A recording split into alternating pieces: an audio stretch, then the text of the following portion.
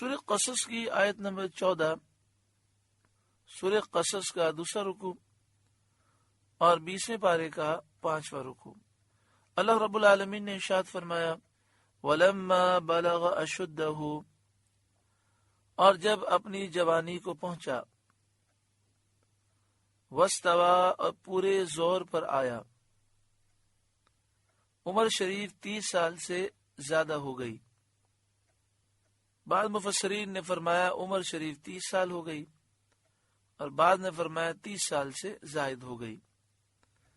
آتیناہ حکما و علما، ہم نے موسیٰ کو حکم اور علم عطا فرمایا، یعنی دین اور دنیا کی مصلحتوں کا علم عطا فرمایا۔ وَكَذَلِكَ نَجْزِي الْمُحْسِنِينَ، اور ہم ایسا ہی صلہ دیتے ہیں نیکوں کو، جو فرمانبرداری کرتا ہے اللہ اسے دنیا اور آخرت میں کامیابی عطا فرماتا ہے۔ اللہ تعالی ہمیں بھی سچی پکی توبہ نصیب فرمائے اور نیکیوں بھری زندگی عطا فرمائے۔ یقین جانیے اگر ہم سچی پکی توبہ کرنے میں کامیاب ہو جائیں اور سارے گناہ ہم چھوڑ دیں، ہمیں وہ سکون، چین اور برکتیں نصیب ہوں گی کہ جس کو ہم تصور میں بھی نہیں لا سکتے۔ مگر مسئلہ یہ ہے کہ ہم گناہوں کو چھوڑتے نہیں ہیں۔ کچھ گناہ ایسے ہیں کہ جو ہم کرتے ہیں اور ہمیں احساس تک نہیں کہ یہ گناہ ہے، اور بہت سے ایسے گناہ ہیں جو ہم جان بوجھ کے کرتے ہیں۔ اللہ تعالی ہمیں ہر گناہ سے نجات عطا فرمائے۔ وَدَخَلَ الْمَدِينَةَ عَلَى حِينِ غَفْلَةٍ مِّنْ أَهْلِهَا، اور اس شہر میں موسیٰ علیہ السلام داخل ہوئے جس وقت شہر والے دوپہر کے خواب میں بے خبر تھے۔ دوپہر کو وہ سو رہے تھے۔ یہ شہر یا تو منف تھا جو مصر کے حدود میں ہے، اصل اس کی مافا ہے، یعنی قبطی زبان میں اس شہر کا نام مافا ہے، اور قبطی زبان میں اس لفظ کا معنی ہے 30۔ یہ پہلا شہر ہے جو نوح علیہ السلام کے طوفان کے بعد آباد ہوا۔ اس سرزمین میں ایک شخص نے قیام کیا، اس کا نام مصر بن حام تھا، یعنی یہ نوح علیہ السلام کے پوتے تھے۔ یہ اقامت کرنے والے کل 30 افراد تھے، اس لیے شہر کا نام مافا ہوا۔ پھر اس کی عربی منف ہو گئی، عربی میں اس کو منف کہتے ہیں۔ یا وہ شہر حابین تھا جو مصر سے 2 فرسنگ یعنی تقریباً 6 میل کے فاصلے پر تھا۔ ایک تفسیر میں یہ ہے کہ وہ شہر عین شمس تھا۔ تو آپ جس شہر میں داخل ہوئے، وہاں آپ جب داخل ہوئے تو لوگ اس وقت دوپہر میں آرام کر رہے تھے، اور حضرت موسیٰ علیہ السلام کے پوشیدہ طور پر داخل ہونے کا سبب یہ تھا کہ جب حضرت موسیٰ علیہ السلام جوان ہوئے تو آپ نے حق کا بیان کیا اور فرعون اور فرعونیوں کی گمراہی کا رد شروع کیا۔ بنی اسرائیل کے لوگ آپ کی بات سنتے اور آپ کا اتباع کرتے۔ آپ فرعونیوں کے دین کی مخالفت فرماتے۔ شدہ اس کا چرچا ہوا، آہستہ آہستہ اس کا چرچا ہونے لگا، اور فرعونی جستجو میں ہوئے کہ کون شخص ہے جو بنی اسرائیل کے دلوں میں ایسی باتیں ڈال رہا ہے۔ یعنی بنی اسرائیل غلامی کی زندگی گزار رہے تھے، حضرت موسیٰ علیہ السلام ان کو حوصلہ دے رہے تھے اور ان کی اصلاح فرما رہے تھے۔ فرعونی جستجو میں ہوئے، تلاش میں ہوئے، اس لیے آپ جس بستی میں داخل ہوتے ایسے وقت داخل ہوتے جب وہاں کے لوگ غفلت میں ہوں۔ حضرت علی رضی اللہ تعالیٰ سے مروی ہے کہ وہ دن عید کا دن تھا، لوگ اپنے لہو و لعب میں مشغول تھے۔ علی حین غفلت من اہلہا، آپ شہر میں اس وقت داخل ہوئے جب وہاں کے رہنے والے غفلت میں تھے۔ اب غفلت سے مراد یا تو عید کے دن کی وجہ سے وہ لہو و لعب کھیل کود میں غافل تھے، یا یہ مراد ہے کہ وہ دوپہر کے وقت نیند میں غافل تھے۔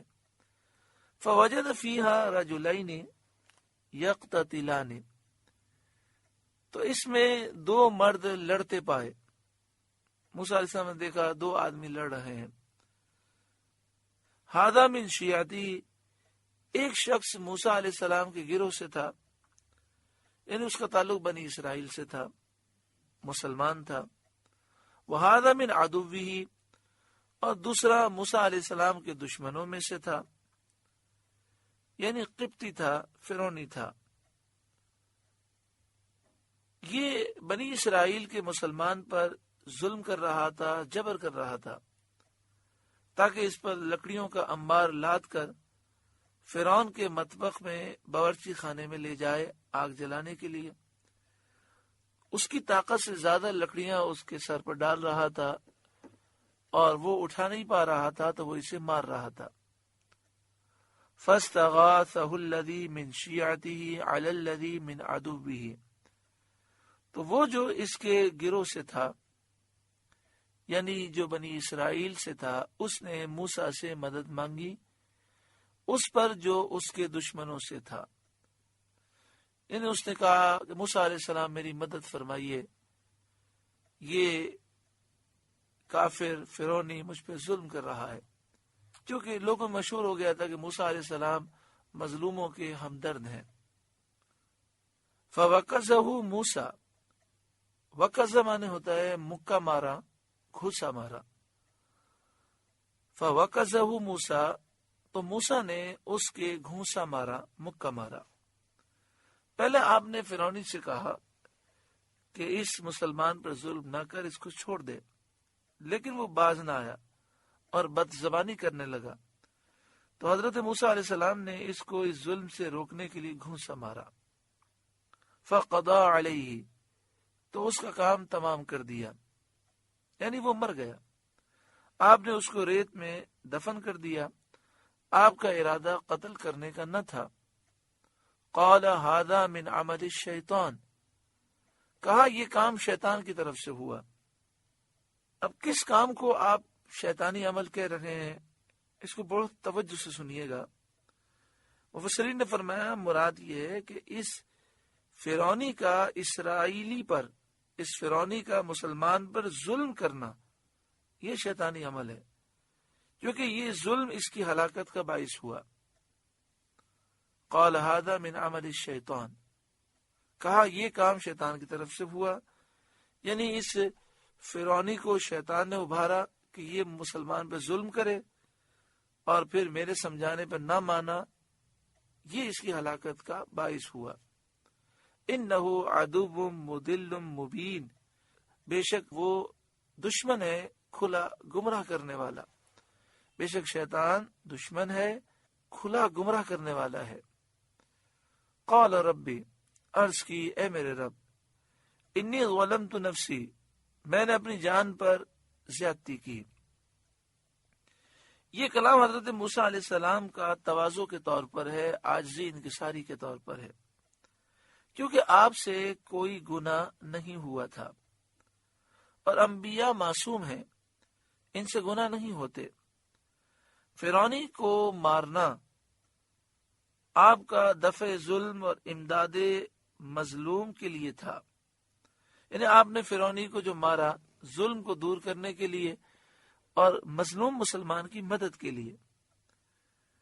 اور یہ ایک ایسا کام ہے کہ کسی دین میں، کسی ملت میں بھی گناہ نہیں، پھر بھی اپنی طرف تقصیر کی نسبت کرنا اور استغفار چاہنا، یہ مقربین کا دستور ہی ہے کہ وہ غلطی نہ ہونے کے باوجود بھی اللہ سے معافی مانگتے ہیں. بعض مفسرین نے فرمایا کہ اس میں تاخیر اولا تھی،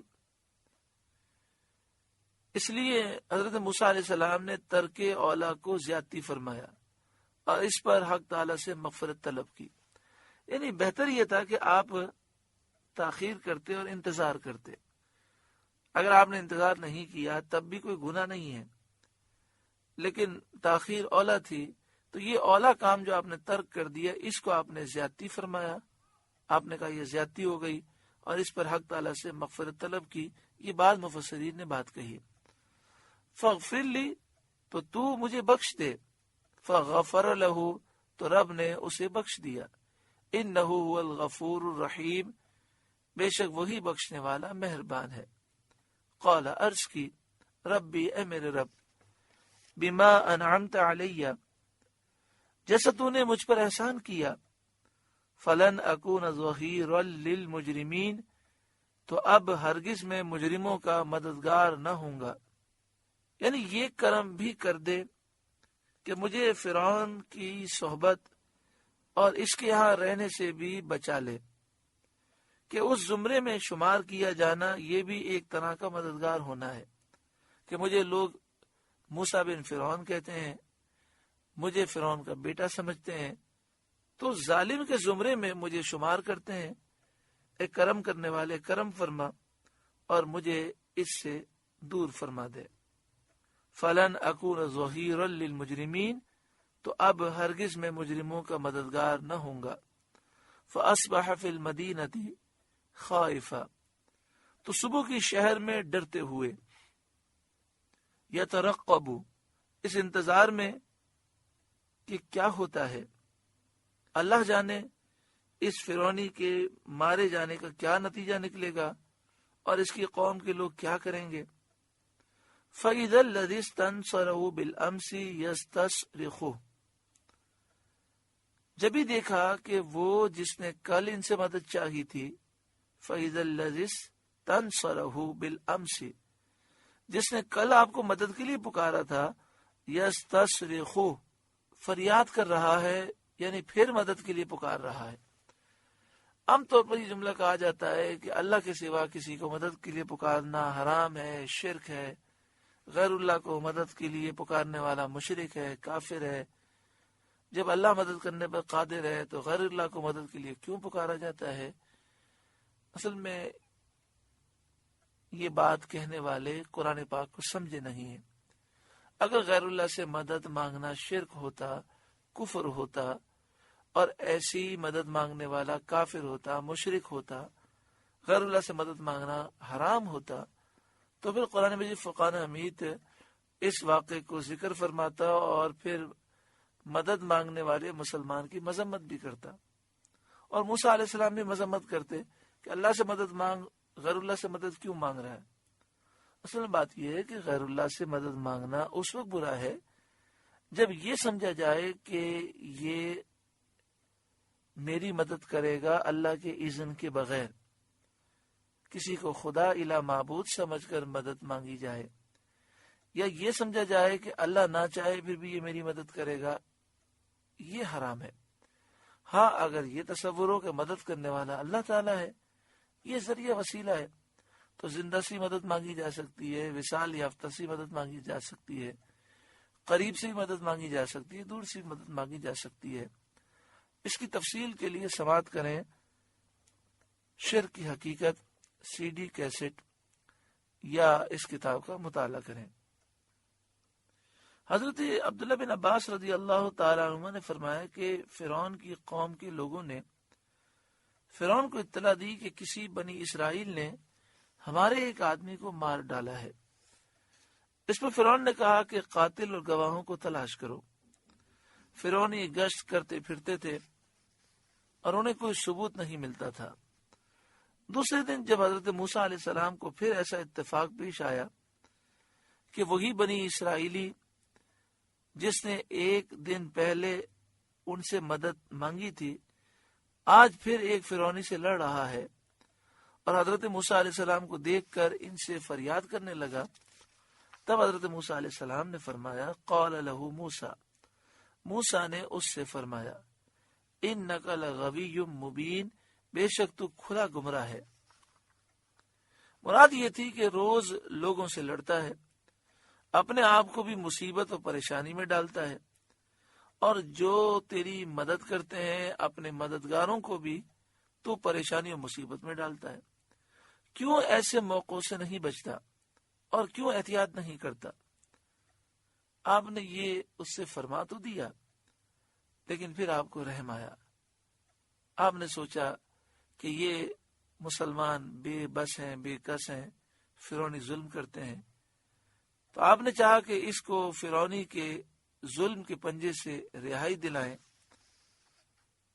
فلما ان اراد ان یبطش بالذی هو عدو لہما، تو جب موسیٰ نے چاہا کہ اس پر گرفت کریں جو ان دونوں کا دشمن ہے، یعنی فرعونی پر آپ گرفت کریں، یعنی آپ اس ارادے سے آگے بڑھے، تو مسلمان غلطی سے یہ سمجھا کہ حضرت موسیٰ علیہ السلام مجھ سے ناراض ہیں، مجھے پکڑنا چاہتے ہیں۔ یہ سمجھ کر اس نے کہا، قالا، وہ بولا، یا موسیٰ، اے موسیٰ، اترید ان تقتلنی کما قتلت نفسا بالامس، کیا آپ مجھے ویسا ہی قتل کرنا چاہتے ہیں جیسا آپ نے کل ایک شخص کو قتل کر دیا؟ ان ترید الا ان تکون جبارا فی الارض، آپ تو یہی چاہتے ہیں کہ زمین میں جبار بنے، سخت گیر بنے۔ وما ترید ان تکون من المصلحین، اور اصلاح کرنا آپ نہیں چاہتے۔ فرعونی نے یہ بات سنی اور جا کر فرعون کو اطلاع دی کہ کل کے فرعونی مقتول کے قاتل حضرت موسیٰ علیہ السلام ہے، جو کل فرعونی مارا گیا اس کو موسیٰ علیہ السلام نے قتل کیا ہے۔ فرعون نے حضرت موسیٰ علیہ السلام کے قتل کا حکم دیا اور لوگ حضرت موسیٰ علیہ السلام کو ڈھونڈنے لگے۔ وَجَاءَ رَجُلٌ مِّنْ أَقْصَى الْمَدِينَةِ يَسْعَى، اور شہر کے پرلے کنارے سے ایک شخص دوڑتا آیا، جس کو مومن آل فرعون کہتے ہیں، یعنی فرعون کے دربار میں یہ ہوتے لیکن تھے مومن۔ یہ خبر سن کر قریب کی راہ سے وہ دوڑتے ہوئے آئے۔ قالا، کہا، یا موسیٰ، اے موسیٰ، ان الملا یأتمرون بک لیقتلوک، بے شک دربار والے آپ کے قتل کا مشورہ کر رہے ہیں، یعنی فرعون کے دربار میں جو بیٹھے ہیں یہ آپ کے قتل کا مشورہ کر رہے ہیں۔ فخرج، تو آپ نکل جائیے، شہر سے باہر نکل جائیے۔ انی لک من الناصحین، میں آپ کا خیر خواہ ہوں۔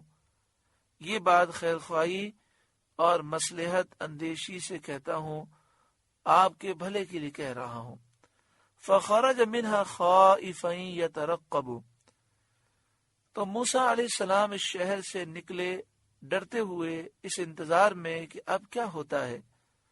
قال، عرض کی، ربی، اے میرے رب، نجنی من القوم الظالمین، مجھے ظالموں سے بچا لے، یعنی فرعون کی قوم سے اور اس کے شر سے مجھے محفوظ فرما۔ سورہ قصص کا دوسرا رکوع مکمل ہوا۔ اللہ تعالی ہر مسلمان کو ظالموں، کافروں، یہودیوں، عیسائیوں، دشمنان اسلام اور جو دشمنان اسلام کے ایجنٹ ہیں، ان کے ظلم و ستم سے اللہ تعالی ہر مسلمان کو محفوظ فرمائے۔ دشمنان اسلام کی سازشوں سے اللہ تعالی اس ملک کو محفوظ فرمائے، پورے عالم اسلام کو محفوظ فرمائے۔